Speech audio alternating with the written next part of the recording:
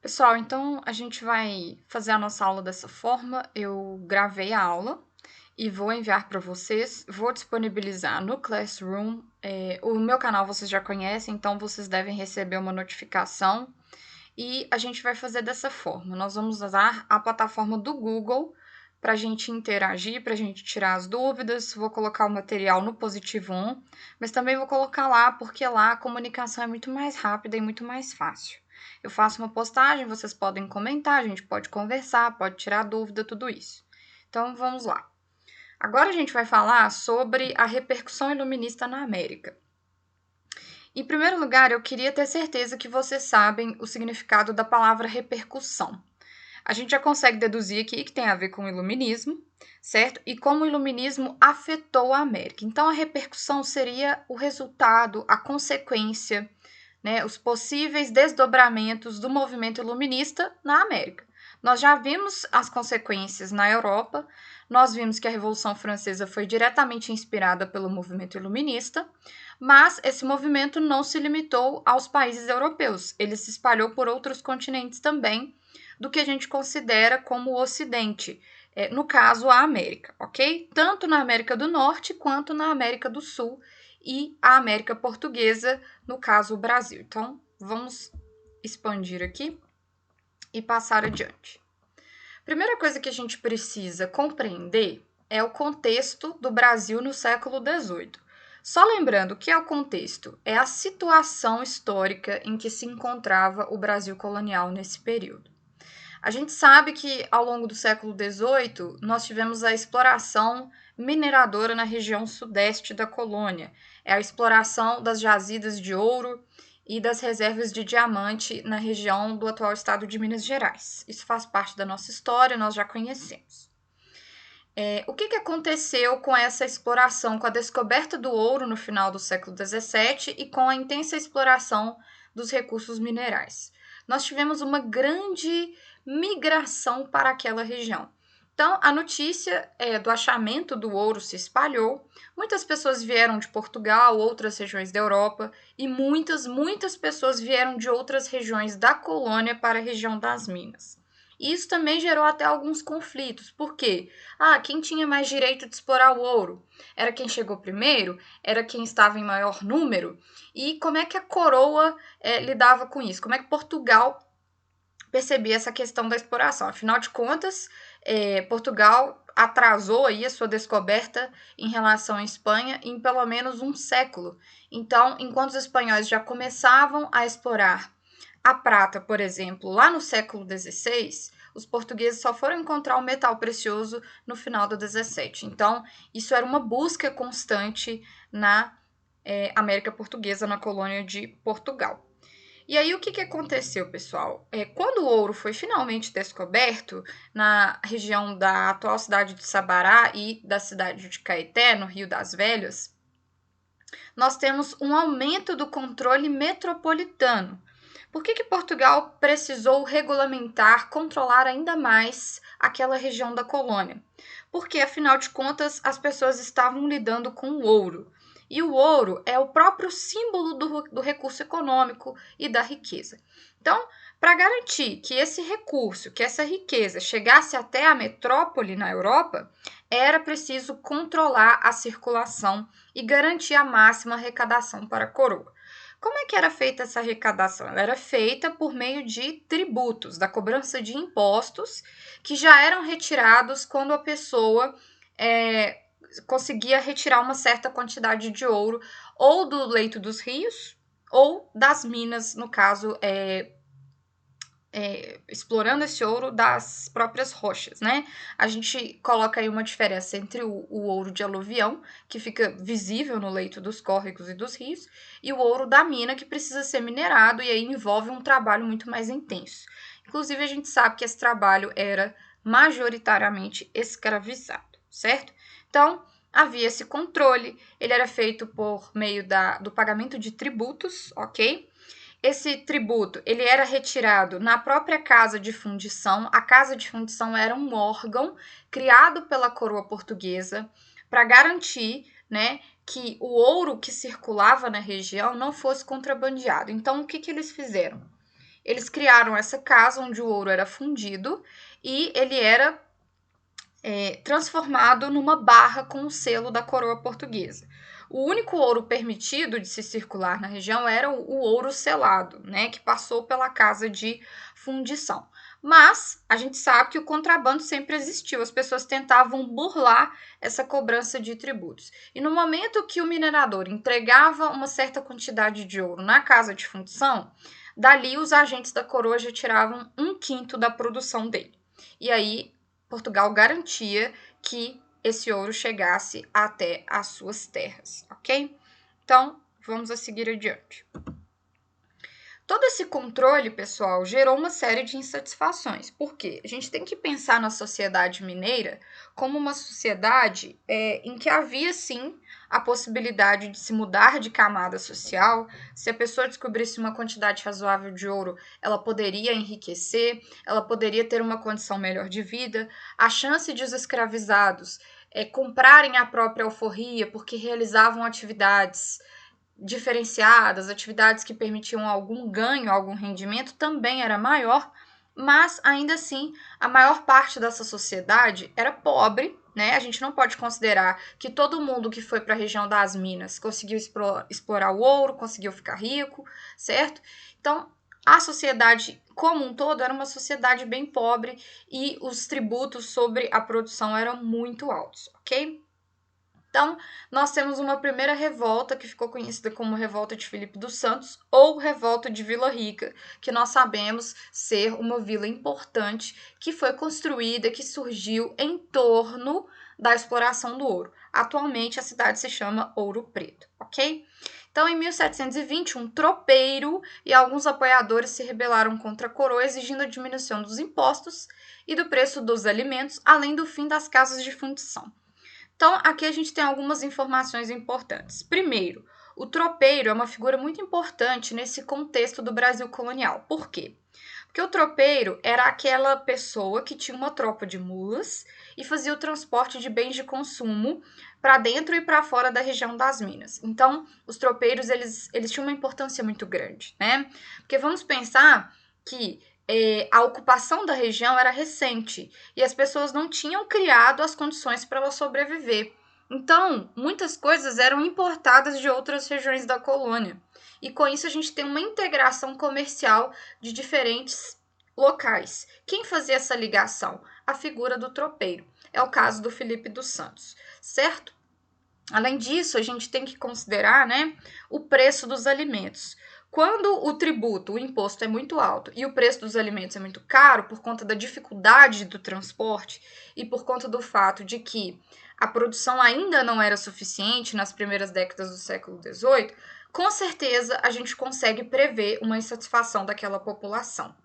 E, além do mais, ele ainda exigiu, né? Ele foi publicado um documento, essa revolta foi liderada por ele, exigindo, demandando o fim das casas de fundição. E aí a gente pode pensar, por que ele, né, exigiria o fim dessas casas de fundição? Porque a gente sabe que é na casa de fundição que o imposto, o tributo em ouro fica retido pela coroa.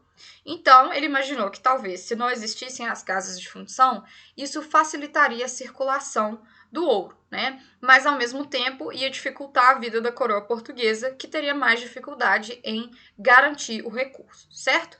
Os revoltosos conseguiram dominar Vila Rica por alguns dias, mas o movimento foi reprimido. Então, foi um dos primeiros movimentos de insatisfação contra o domínio português na região das Minas, né? Pelos motivos que nós já citamos aqui. Em 1719, né, um pouco antes da deflagração da revolta de Filipe dos Santos, havia 2 companhias de dragões, forças militares profissionais.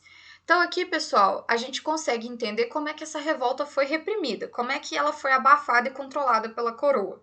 Porque Portugal, prevendo possíveis problemas relacionados à exploração do ouro, ele já deslocou forças militares para a região, ok? Então, qualquer situação que surgisse em função de conflitos, né, a gente já falou também, a gente já aprendeu sobre a Guerra dos Emboabas, a gente sabe que já havia acontecido um conflito e que Portugal precisava destacar forças militares para controlar a região, certo? Então, já em 1719, eles tinham condições de abafar quaisquer revoltas.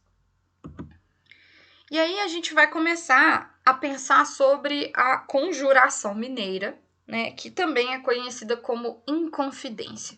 Depois a gente vai falar logo mais sobre a diferença entre as duas expressões. É Inconfidência ou é Conjuração? Então, como é que a gente pode caracterizar esse movimento? É um movimento de rebeldia, é um movimento de revolta, de questionamento ao domínio português na região, certo? Ele está associado, né, o início da conspiração, da organização dessa revolta é associado ao ano de 1789. Como que a gente pode explicar o surgimento desse movimento, dessa revolta, né, dessa tentativa, na verdade, porque ela não foi bem sucedida? Nós podemos entender, pessoal, pelos problemas da região. Conforme eu citei para vocês, havia vários problemas relacionados à alimentação, abastecimento, aos altíssimos tributos cobrados pela coroa portuguesa, certo? Esses problemas, eles tenderam a piorar com o tempo. Por quê? Porque nós sabemos que o ouro não é um recurso renovável. Então, ele foi continuamente explorado, mas ele não nasce de novo na natureza. E daí nós temos uma diminuição progressiva na arrecadação. E Portugal pensou em maneiras de contornar essa diminuição, alterando aí algumas formas de cobrança de tributos. Por exemplo, começou com o quinto, depois instituíram a captação, que era um imposto cobrado por cabeça de escravo que o minerador possuía, e depois instituiu-se as 100 arrobas anuais, certo? 100 arrobas é uma quantidade muito grande, porque uma arroba são 15 quilos. Então, anualmente, nós temos aí o valor de 100 arrobas devidos à coroa portuguesa. Ok? Lembrando que, eventualmente, isso não seria mais possível devido à disponibilidade de ouro. Nós sabemos que o ouro ainda existia em quantidade considerável em Minas, né? Mas a gente tem que pensar também na limitação tecnológica. Até onde os mineradores, com a tecnologia disponível naquela época, conseguiam explorar o ouro das minas, certo? E aqui nós temos um outro detalhe interessante que tem a ver com a data especificamente, que é a nomeação do Visconde de Barbacena para o governo da capitania. Então, pessoal, vamos colocar o seguinte. Em 1789, a região de Minas Gerais já era uma capitania, ok? Ou seja, ela já era um elemento em que havia uma organização, né? Havia órgãos de regulamentação para tentar organizar a sociedade e a economia naquela região. Existia um governador para cada capitania. O governador que precedeu o Visconde de Barbacena, ele tentou administrar os conflitos entre as pessoas que queriam explorar o ouro e as necessidades da coroa, né? E ele tinha uma certa proximidade com as pessoas mais poderosas da região, ou seja, aqueles que tinham, né, condições de explorar e tinham o recurso que é o próprio ouro.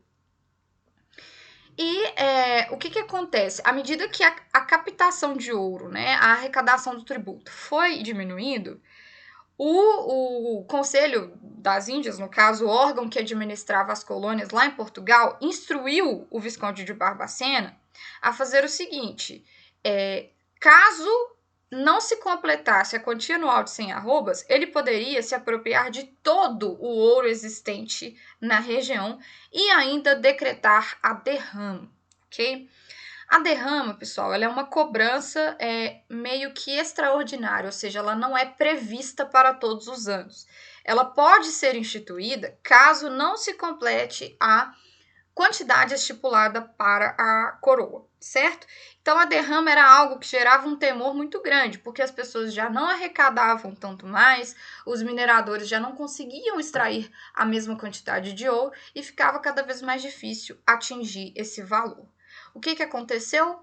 Esse governador, ao se dar o direito, não, quem deu o direito foi a coroa, mas ao exercer essa prerrogativa, essa atitude de se apropriar do ouro existente ou ameaçar declarar a derrama, já provocou um conflito com as elites locais. Agora, por que com as elites locais? Porque as elites locais eram as maiores devedoras de impostos. Se elas são elites, é porque elas têm recursos. E se elas têm muitos recursos, é porque elas vão tentar o contrabando, né, para manter a riqueza que elas já possuem. Então, elas vão tentar burlar esse sistema de impostos da coroa portuguesa. Então, a gente pode considerar que os mineradores mais poderosos, as figuras, as autoridades mais poderosas da região das Minas, também eram grandes devedoras de impostos. Seguindo à frente. Então, como eu coloquei aqui para vocês, em sua grande maioria, os inconfidentes, ou conjurados, né, no caso, compunham a elite colonial e todos tinham vínculos com as autoridades metropolitanas na capitania.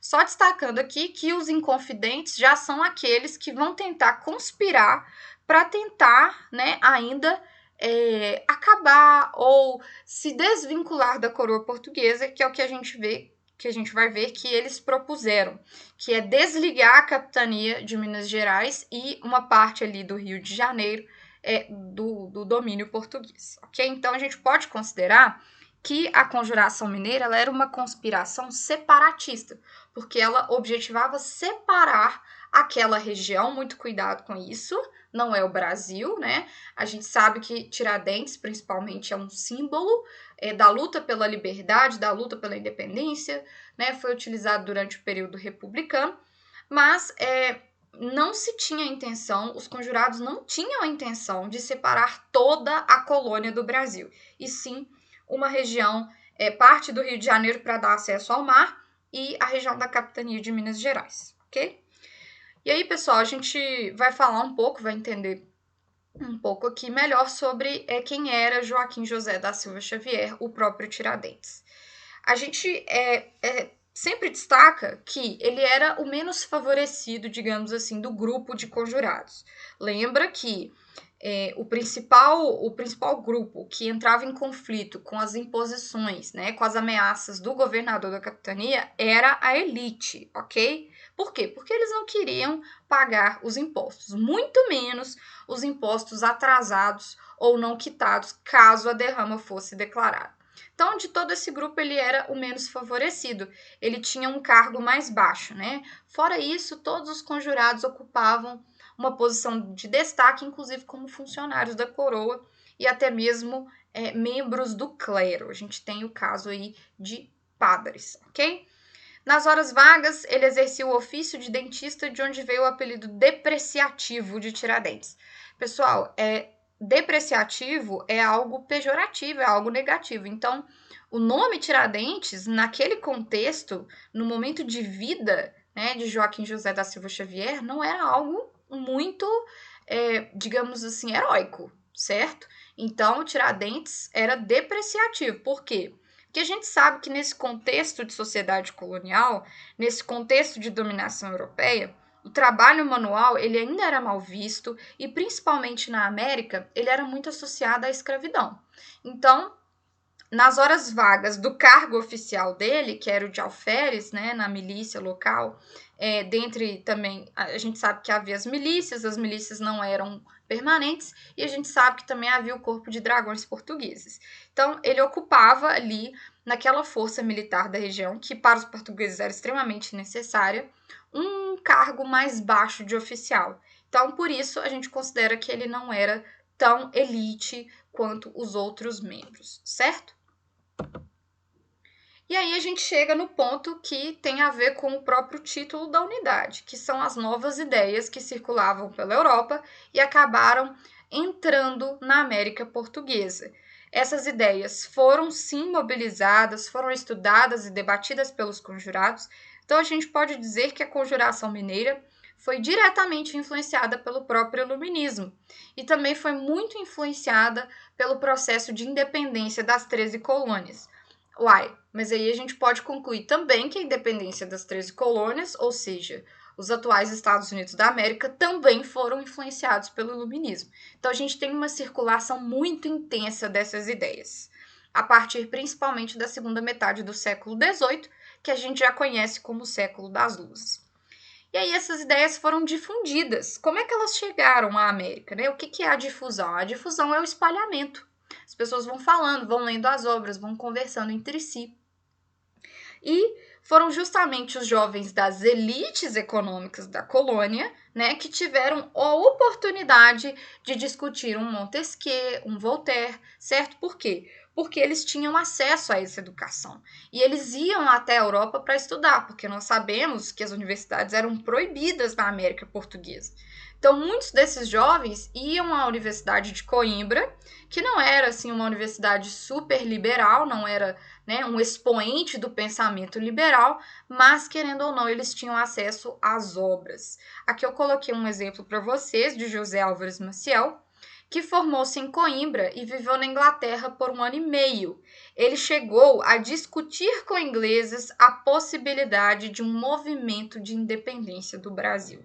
Então, aqui a gente já consegue perceber como eles foram influenciados pelas ideias de liberdade do iluminismo. Porque a gente já estudou o iluminismo e a gente sabe que o princípio básico é a liberdade. Ou seja, o iluminismo ele vai inspirar a crítica nesses colonos, certo? Por quê? Porque ele é antimonarquista, ele é anti-absolutista e a relação colonial é marcada pela liberdade? Muito pelo contrário. A gente sabe que a relação entre uma metrópole e a colônia é uma relação muito desigual, uma relação de exploração. Logo, ela é contrária aos princípios do iluminismo. E aí a gente consegue ver as influências do iluminismo nas propostas da Conjuração Mineira. Por exemplo, independência de Portugal, afinal de contas, é a liberdade. A fundação de uma república. Nós sabemos que alguns pensadores iluministas consideram que a república é a melhor forma de governo, porque a monarquia quase sempre é autoritária e ela não representa a vontade do povo, e sim a vontade do rei.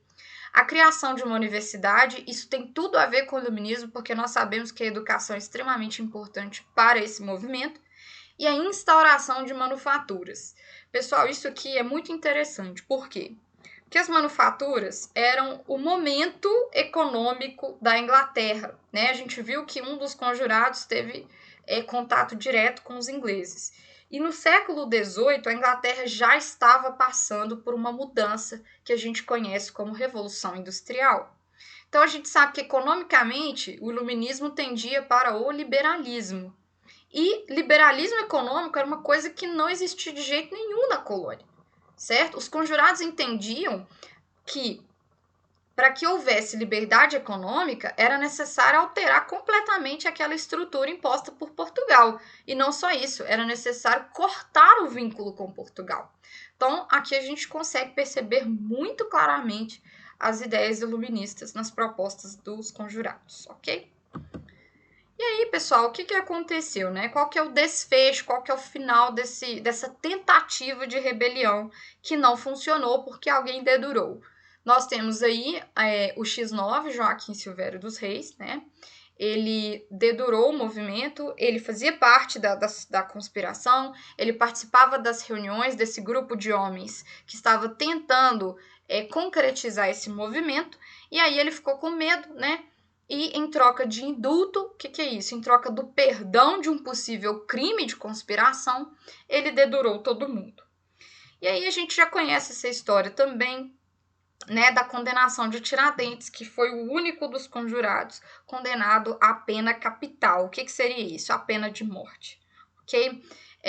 Nós sabemos que isso tem, assim, a ver com o fato de que ele era menos favorecido, né, de que a condenação e execução dele não causaria tanto incômodo dentro do grupo das elites. Por quê? Porque ele não era realmente uma super elite econômica. Então, ele foi aí punido de forma exemplar. Nós sabemos que a morte dele, né, não foi suficiente, que o corpo dele foi esquartejado depois disso, e a gente precisa entender por que Portugal fez isso, porque foi uma pena tão intensa, tão dura, justamente pelo fato de que ele deveria ser um exemplo. É por isso que a gente fala a pena exemplar, o castigo exemplar, para inspirar medo, ok? Para desencorajar aqueles que tentassem novamente se rebelar contra Portugal. Lá no período republicano, a gente sabe que o Brasil vai passar por um processo de independência, vai passar por um período de monarquia. Lá na Declaração da República, né, os republicanos vão resgatar a imagem de Tiradentes e colocá-lo, mitificá-lo, torná-lo um herói, né, de uma independência que na verdade não era brasileira, mas sim da região de Minas Gerais. e ele vai se tornar um símbolo do Brasil, um símbolo da liberdade no Brasil, ok? Então, essa imagem de Tiradentes, né, como o libertador, como o herói, o Marte, ela só foi usada, pessoal, ela só foi criada muito tempo depois da morte dele, né? Ele não morreu e foi considerado um herói, não, porque a gente ainda tem aí bons anos de domínio português, né? Vamos pensar, ele foi executado em 1792, então ele ficou 3 anos preso, processo de acusação, o processo, né? Acusação, o processo e execução de Tiradentes durou 3 anos. Ele foi executado em 1792, só em 1822 o Brasil se torna independente de Portugal, ok? Durante todo esse período, ele era considerado o quê pela coroa portuguesa? Um traidor, ok? E aí a gente volta naquela parte que eu falei para vocês. Por que é usada a palavra inconfidência e por que é usada a palavra conjuração para o mesmo processo histórico? A inconfidência, pessoal, ela era utilizada no contexto da colônia, né? Enquanto Portugal tinha domínio sobre as terras brasileiras. A inconfidência é o quê? É uma indiscrição, é um segredo revelado, né? Porque o que é confidenciar? É fazer algo em segredo, secreto. Então, a inconfidência, ela tem um sentido negativo mesmo, né? De uma conspiração para poder lesar a propriedade do rei de Portugal, um crime de traição, e a pessoa morreu por causa disso, ok? Já a palavra conjuração, ela tem um sentido mais técnico, mais histórico, por quê? Porque ela remete a uma tentativa de se derrubar um governo que gera insatisfação dentro de um grupo ou no contexto de uma determinada comunidade. Então, por isso que muitos historiadores preferem a palavra conjuração e não gostam muito de usar a palavra inconfidência. Mas as duas palavras, elas conseguem expressar esse processo histórico sem problemas, ok? Então, pessoal, essa é a primeira parte da aula. E aí eu vou parar aqui e vou colocar a segunda parte da aula já já. Até mais.